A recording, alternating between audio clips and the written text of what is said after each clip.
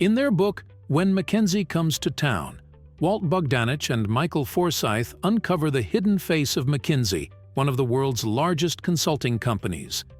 The book explores how McKinsey impacts big businesses and governments, highlighting its negative influence on public health and government policies, as well as its promotion of profit-centric practices. It sheds light on the ethical conflicts and damages arising from McKinsey's recommendations, presenting a critical perspective on its approach in the business and political world.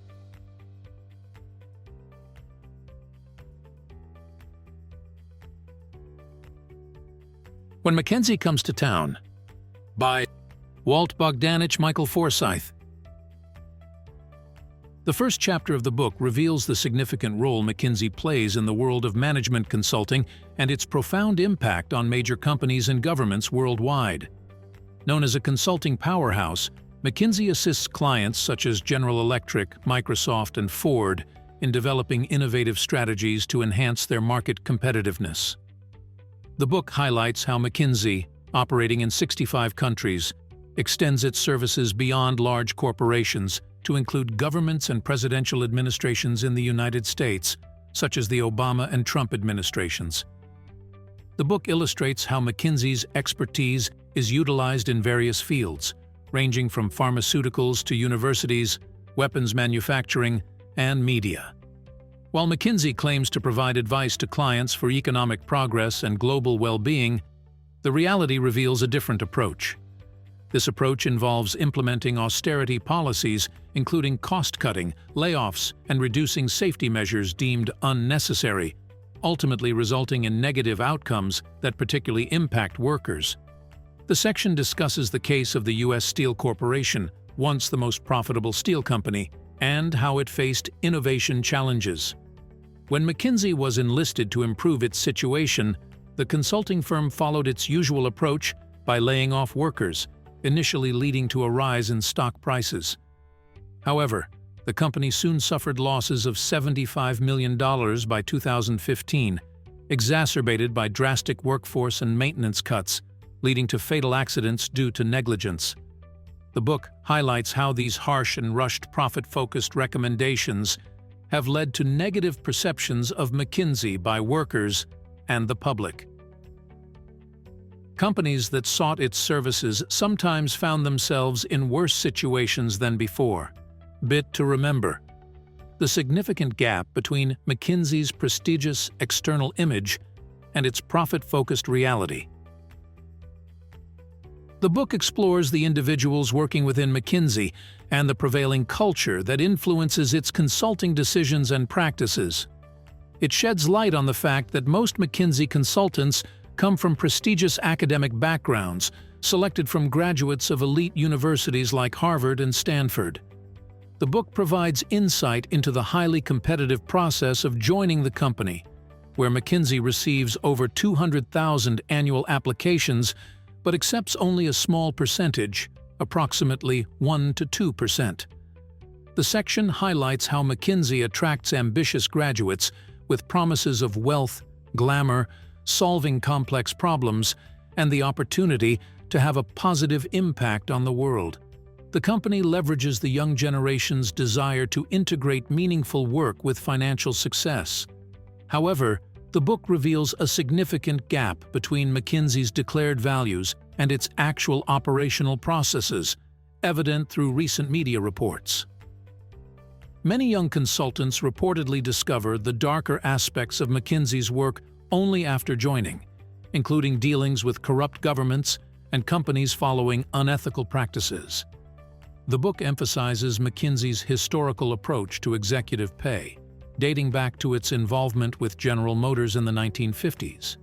Executive wages were found to be increasing faster for workers than for executives, causing elite dissatisfaction. In response, McKinsey offered cost-cutting advice to reverse this trend, working against the interests of the workers. In the 1980s, McKinsey promoted the idea of layoffs as an efficiency increase, leading to significant wage cuts and stock price boosts. The company also advocated offshore hiring as beneficial for consumers, despite its detrimental impact on workers. The book also illustrates how McKinsey supported trends leading to decreased union influence and job outsourcing, first to the southern United States and then abroad. Despite increasing wealth inequality, McKinsey recommended significant increases in CEO compensations, contributing to a substantial disparity between executive and ordinary worker wages. Bit to remember, despite McKinsey's promotion of values and principles, the company, in reality, follows policies that prioritize profits over people's interests and work against the interests of workers. The book focuses on how McKinsey deals with governments, especially the U.S. government, highlighting that the company's profit-driven approach doesn't differ much when it comes to government work. It shows how McKinsey played a significant role in designing and implementing crucial government programs, such as Medicaid, often in ways that prioritize the company's financial interests over public services. The book points out that McKinsey secured contracts worth millions of dollars from the U.S. government, including contracts exceeding $1 billion at the federal level, often with little competition. The example of Illinois is highlighted, where McKinsey started providing free consultations and later secured contracts worth $75 million.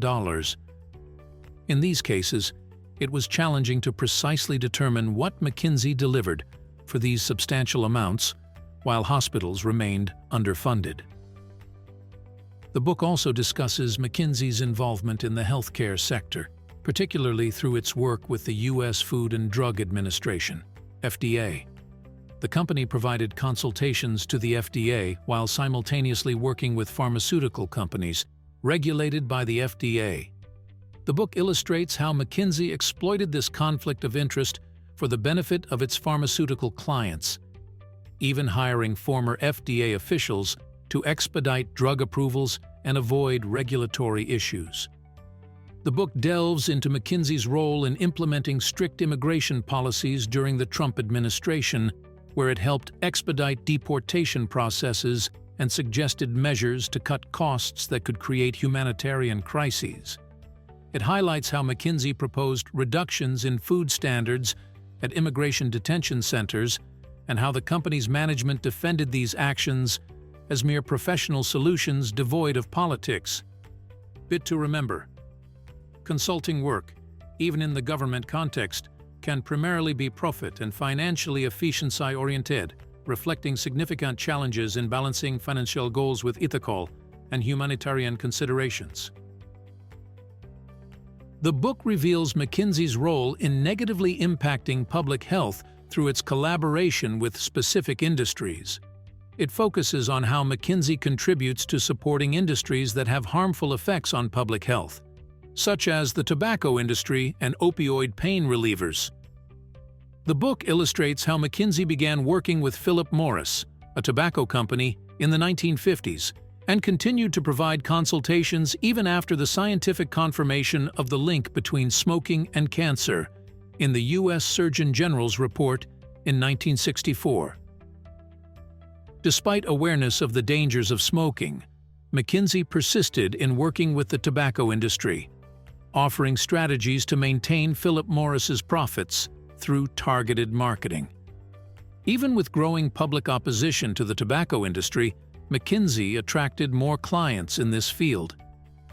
The book also addresses McKinsey's role in promoting electronic cigarettes, working with Juul, a leading company in the industry, to expedite FDA approval for its products. It shows how McKinsey leveraged its relationships to push this new type of product into the market. The most concerning aspect of McKinsey's work relates to its involvement in the opioid pain reliever crisis. The book discusses how McKinsey began providing consultations to Purdue Pharma, the manufacturer of OxyContin, a highly addictive pain reliever. McKinsey assisted Purdue in addressing criticism and reshaping OxyContin to maintain sales amidst rising addiction levels. By 2013, when OxyContin sales started to decline, McKinsey proposed radical ideas to turbocharge Purdue's sales, suggesting a focus on areas like Fort Wayne, where opioid overdoses were already increasing.